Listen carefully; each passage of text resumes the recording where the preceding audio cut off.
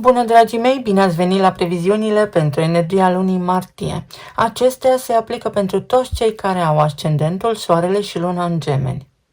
Voi începe cu partea de tranzite astrologice și apoi vedem ce ne spune energia prin cărțile de oracol, prin cele de tarot, dar și prin talismane. Luna martie pentru voi este despre repoziționare publică. Vorbim despre o nouă direcție, despre imaginea voastră, despre locul pe care îl ocupați în această lume, dar și despre profesie, carieră, viitor, identitate socială. Și foarte multe lucruri devin dintr-o dată mai vizibile acum. La începutul acestei luni, Marte, guvernatorul Berbecului, își începe tranzitul prin Pești, iar pentru voi asta se întâmplă în casa a 10-a. Iar această casă este una dintre cele mai vizibile zone ale hărții. Cariera, reputația, statutul profesional și modul în care ești perceput de ceilalți. Când Marte ajunge aici, energia se mișcă și se duce direct în direcția profesională. Asta poate însemna mai multă responsabilitate, asta poate aduce presiune profesională, asta poate aduce un grad mai mare de ocupare la locul de muncă, dorința de a schimba direcția sau de a acționa decisiv. Dar pentru că Marte este în Pești, lucrurile nu sunt neapărat complet clare. În consecință, să fiți atenți, să nu fiți subiectivi sau să nu fiți învăluiți de confuzie. Poate fi un volum de muncă mai mare, fără să vedeți imediat rezultatul. Asta înseamnă că trebuie să navigați prin situații ambigue, dar lucrurile se vor clarifica. Apoi avem eclipsa de lună din Fecioară, care activează casa a 4-a. Aici vorbim despre baza emoțională, familia, casa, trecutul, sentimentul de siguranță interioară.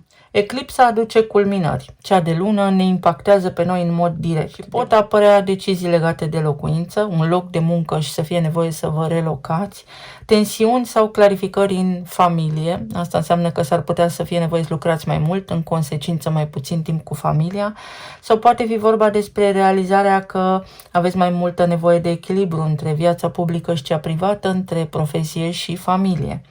Și este un moment oportun în care să înțelegeți că succesul exterior nu poate exista fără stabilitate interioară și să realizați că dacă acasă este totul bine și la locul de muncă este totul bine. Apoi Venus, zeița iubirii, intră în Berbec, vă activează casa 11-a. Aici vorbim despre prieteni, rețele sociale, colaborări, planuri de viitor. Și aduce armonie, este o energie magnetică, aduce oportunități prin oameni. Apar conexiuni noi sau în relațiile existente lucrurile se clarifică. Relațiile existente devin mai importante, mai serioase. Colaborări noi, sprijin venit din partea prietenilor. Uneori relațiile romantice pot începe din cercul social sau dintr-un proiect comun. Deci Venus vă poate aduce din anturaj aici mare iubire. Apoi Jupiter își revine în mers direct în Rac. Pentru voi asta se întâmplă în casa a 2-a, a banilor, a resurselor, a valorii personale, a stimei de sine. După o perioadă de stagnare sau incertitudine financiară, lucrurile încep să se miște.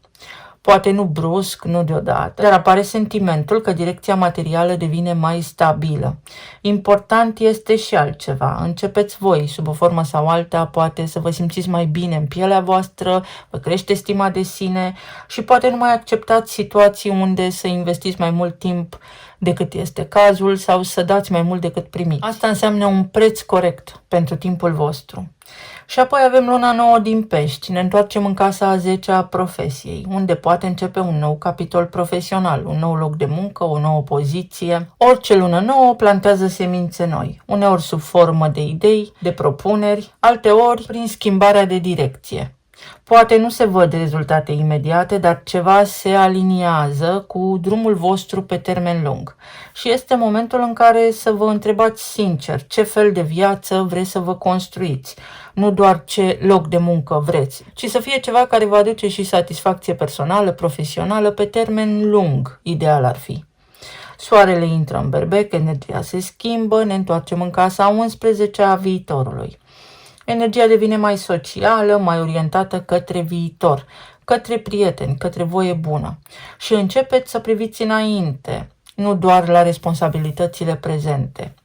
Vă vine cheful de viață și pot apărea proiecte de grup, idei noi, planuri de viitor, poate chiar și de vacanță. oameni care vă deschid perspective diferite. Este o perioadă în care să vă gândiți la ce vreți să faceți, la voi și să vă bucurați de viață. Mercur își reia mersul direct, în sfârșit, în Pești, pe casa a 10-a, aici unde am avut și luna nouă, și fiind planeta voastră guvernatoare, este extrem de important pentru voi acest lucru. Confuziile profesionale sau deciziile amânate dispar sau se clarifică. Conversații importante revin, acum puteți lua decizii mai clare, mai sigure, legate de direcția profesională sau de ceea ce aveți voi de făcut. Avem un aspect important care se formează în această lună între Saturn din Berbec și Pluton din Vărsător. Aici vorbim despre casa a 9-a și casa a 11-a. Viitorul, rețelele sociale, credințe, studii, viziune despre viață. Acest aspect aduce maturizare mentală, aduce nevoia de a vă alege mai atent oamenii de care vă înconjurați, ideile în care investiți timp și energie, pentru că nu vă mai puteți entuziasma temporar. Deja ați făcut-o. Este vorba despre direcții care au sens pe termen lung și despre viața voastră, planuri de viitor pe termen lung. Mai apoi Venus intră în Taur, în semnul de domiciliu, pe casa a 12-a. Lucrurile se liniștesc puțin după o lună în care probabil ați avut foarte mult de muncă, foarte multe evenimente sociale. Această casă a 12-a este spațiul retragerii, este locul de vindecare. Venus, fiind o energie blândă, vă ajută magnetic, organic și foarte natural să vă regenerați. După o perioadă socială intensă, după o perioadă profesională intensă, vine și nevoia de pauză. Poate o călătorie ar fi binevenită. De asemenea, tot aici mai putem vorbi despre o relație de iubire, despre faptul că puteți avea admiratori secreți, puteți descoperi anumite lucruri, o relație la distanță care începe să înflorească, să fie frumoasă, sau despre bonusuri, bani din străinătate. Esența lunii pentru voi este următoarea. Marte vă mută dintr-un loc de incertitudine într-unul de direcție. Apoi înțelegeți ce aveți de stabilizat acasă în funcție de câtă treabă aveți la locul de muncă. Vi se deschid uși noi în carieră și prin oameni, dar și prin potențial. Viitorul nostru al tuturor nu se construiește singur, ci prin alegerile pe care le facem și prin cine alegem să devenim. Despre asta va fi vorba din punct de vedere astrologic pentru voi. Acum să vedem ce ne spune energia prin cărțile de oracol. O lună care vă ajută să căpătați o imagine de ansamblu asupra vieții și asupra tuturor lucrurilor cu care vă confruntați. O lună pentru înțelepciune, abilitatea de a păși prin viață strategic, pași calculați pentru lucruri de durată. Este o lună care vă ajută să aveți un al 6-lea simț extrem de bine dezvoltat, vă crește energia acestei luni, stima de sine, trebuie să fiți și voi atenți la aceste aspecte. Poate fi o lună cu venituri în plus, poate fi o lună stabilă financiar, pentru că aveți voi încredere în voi. Vă organizați foarte bine la nivel financiar. Numărul 17, leul, corectitudine, lucruri care se rezolvă corect. Este ca și când a venit vremea retribuției, este ca și când prin efectul de bumerang se rezolvă tot ceea ce ați vrut să rezolvați. Să fie o lună în care sunteți promovați sau căpătați o poziție de putere, aveți autoritate sau rezolvați ceva în ceea ce privește autoritățile. Dacă aveați drumuri de făcut, multă birocrație, multă, să spunem așa, interacțiune cu diverse instituții. Aceasta este o lună optimă pentru a soluționa. Și berbecul. Poate unii dintre voi aveți legătură cu un berbec sau este vorba despre faptul că Venus intră în berbec. Acolo pe casa a 11-a, planurile de viitor devin mai clare, mai stabile, puteți atrage mai ușor ceea ce vă doriți. Ideea este să începeți să inițiați și să inițiați lucruri nu vechi, ci completamente noi. Avem odată Marte pe casa a 10-a în Pești, se soluționează lucruri la nivel profesional sau apar noi direcții în acest sens, și casa a 11-a, planuri noi de viitor, grupuri noi de oameni, idei noi, colaborări noi, o lună extrem de benefică pentru voi. Să vedem acum. Pe zona de relații, plan material și emoțional, ce ne spun și cărțile de tarot.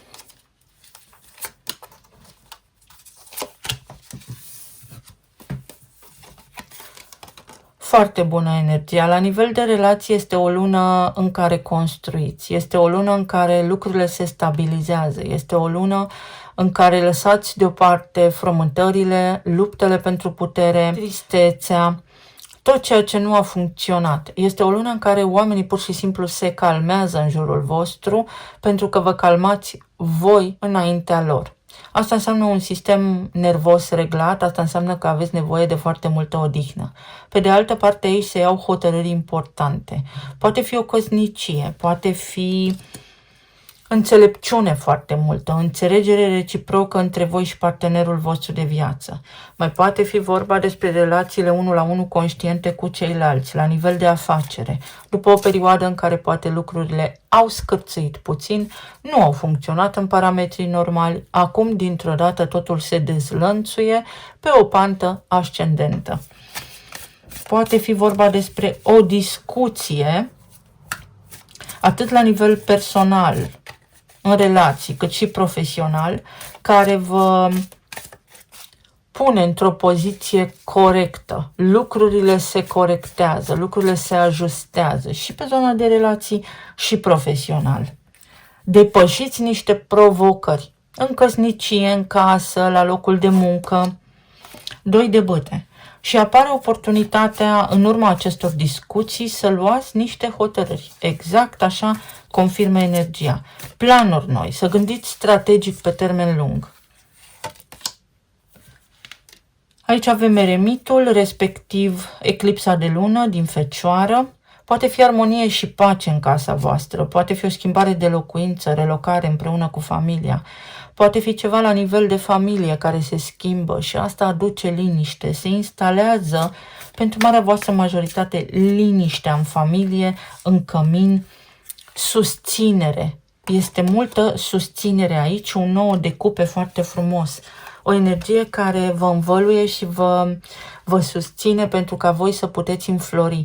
Și dacă lucrurile merg bine la voi în casă, merg bine și profesional, aveți și curaj și energie și viziune pentru a face planuri foarte clare, foarte strategice pentru viitor.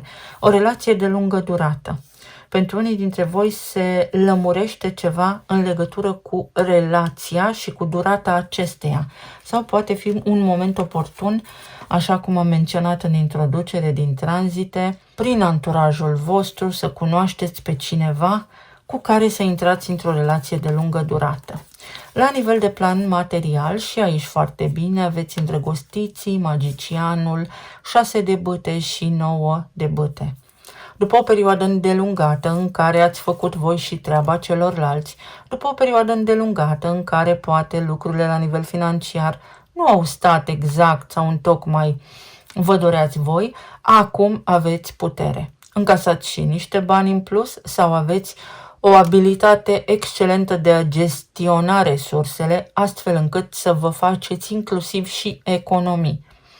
Foarte bine. Pentru alții dintre voi este un nou domeniu. Este posibilitatea unei promovări, posibilitatea să negociați niște contracte, să negociați salariul, să negociați niște sume de bani. Extrem de bună energia. Pot fi cursuri, poate fi o direcție strategică. La nivel financiar, un plan de investiții foarte bun. Împărțirea resurselor în mai multe coșuri. 3 de cupe, o lună extraordinar de bună, vă ies bine lucrurile la locul de muncă. Da, este de muncă, așa cum am spus, este Marte în casa a 10-a, poate fi o lună solicitantă din această perspectivă, dar veți fi extrem de satisfăcuți, profesional și personal. Uite, 4 de spade vă indică odihnă. Și 6 de cupe, vă reveniți ori asupra unor lucruri care se rezolvă și aveți succes, ori vă reveniți din punct de vedere financiar, ori vă reveniți voi ca stare și aveți acea capacitate de a muta metaforic munții din loc. Extrem de bine și pe zona planului material, iar emoțional și la nivel de sănătate, atenție la epuizare, pentru că din dorința de a face foarte multe lucruri, dintr-un nivel de, să spunem, responsabilitate poate ușor exagerat, s-ar putea să vă epuizați fizic. Pe de altă parte, aveți grijă la metabolism și la hrană, pentru că s-ar putea să fie provocări cu tranzitul. Este vorba și despre gânduri și despre sistemul nervos, atenție la palpitații. Dacă cumva, să spunem, aveți palpitații, ele pot începe, pot debuta cumva în stomac. Interesați-vă și despre aceste lucruri. Iar pentru alții dintre voi, energia spune aici că aveți nevoie de un detox, de un protocol de detoxifiere. Să curățați limfa și să curățați corpul de metale grele, de toxine. Ajungeți la o concluzie foarte clară, scăpați de niște dubii. În sfârșit știți ce vă place, roșu sau galben, alb sau negru. Se limpezesc gândurile. 2 de bâte din nou, o lună pentru strategie și planificare. Avem spânzuratul. Pe zona profesională se deblochează foarte multe lucruri. 3 de monede. Încep colaborări noi, angajări, vă puteți angaja, se extinde colectivul la locul de muncă, aveți deplasări de făcut sau foarte multe proiecte, dar le încheiați pe toate la modul magna cum laude, veți fi foarte bucuroși. Și cavalerul de spade. Și deopotrivă foarte obosiți. Atenție în acest sens. Se deblochează niște lucruri deodată, subit. Și veți avea, știți cum, au fost toate lucrurile blocate, încurcate. Și deodată toate încep. Și veți avea nevoie să știți foarte clar care vă sunt prioritățile. Și să echilibrați viața profesională cu cea de familie. Să vedem ce ne spun și talismanele. O chitară mică de a-și avea, niște petreceri, o lună extrem de dinamică la nivel de anturaj, la nivel social, foarte multă interacțiune și asta vă poate epuiza. Pentru unii dintre voi este sau se anunță un potențial de călătorie în natură sau ar fi bine să vă conectați cu natura, să faceți plimbări, să mergeți în natură pentru a vă reîncărca energetic. Atenție la sănătate! Pentru alții dintre voi este o veste care vă umple sufletul de bucurie. Pe zona de relație am spus deja că se rezolvă niște lucruri extreme, ori extrem de complicate, ori se rezolvă ceva, ori aveți parte de susținere din partea partenerilor. Sunteți în centrul atenției. La locul de muncă sau pe zona profesională, artistic și intuitiv, rezolvați multe lucruri. O lună cu responsabilitate. Da, cu siguranță vă veți resimți ca energie, dar și în urma tuturor lucrurilor pe care le rezolvați, pe care le încheiați, puteți beneficia de succes, de bani și de fericire. Satisfacția este pe măsură. Cadouri, aniversări, petreceri la care puteți foarte mulți dintre voi să mergeți. Atenție la dantură sau, uite, pentru unii dintre voi este o lună de binecuvântări. Totul merge lin, ca pe roate. Va fi o lună cu ambiguitate, puteți sări dintr-un lucru într-altul, asta să vă obosească puțin, dar cu cât vă adaptați mai repede, și nu-mi fac griji, voi sunteți adaptabili de fel, cu atât mai bine. Totul cu măsură. Niște reparații, s-ar putea unii dintre voi să fie nevoie să reparați ceva. Ori să vă faceți niște analize, ori să reparați niște lucruri, ori se repară ceva. Adică rezolvați niște lucruri care au fost blocate. Se arată drumul. Precum se aprind luminile pe pista de avion, așa vă este și calea vouă luminată. Te iubesc.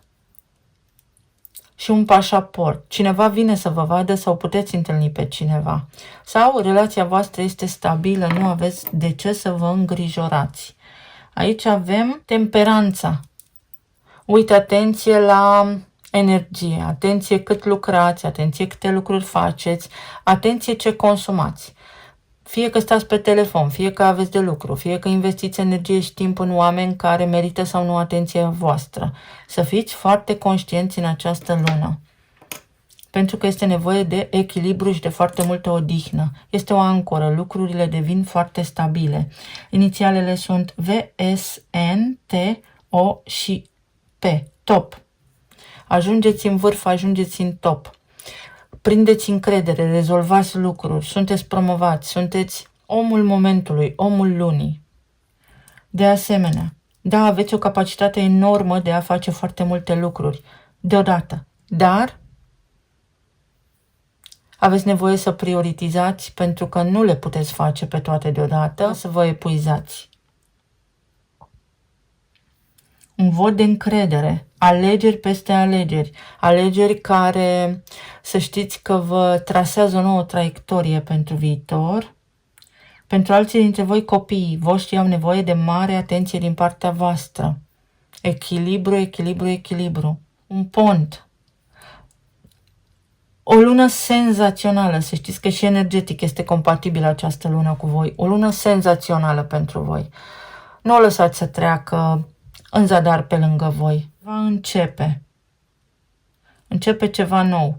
Aveți prezentări de făcut, foarte multe discuții. Iar unii dintre voi ori deveniți persoane publice, ori căpătați un fel de notorietate aparte. O lună bună. Cu asta să rămânem. Eu vă mulțumesc foarte mult. Vă doresc să aveți o lună minunată, să fiți bine, sănătoși și iubiți și să ne auzim cu bine și data viitoare. Pa, pa!